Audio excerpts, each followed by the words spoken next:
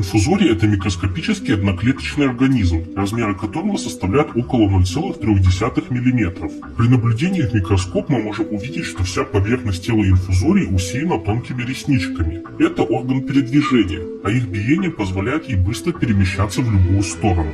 Реснички плотно закреплены в мембране, тонкой оболочке, которая отделяет внутреннее содержимое клетки от внешней среды. Под мембраной все заполнено желеобразной цитоплазмой, состоящей из воды с растворенными в ней веществами. В ней проходят все процессы, связанные с жизнедеятельностью, а также она обеспечивает внутриклеточное давление. В целом, внутреннее строение инфузории не отличается от любой животной клетки, например, человеческой. Однако имеется ряд особенностей, например, наличие сразу двух ядер, большого для жизни и маленького для полового размножения. Также имеется клеточный рот, через который внутрь поступает добыча. В остальном это обычная клетка, имеющая полный набор органоидов, включая митохондрии, пищеварительные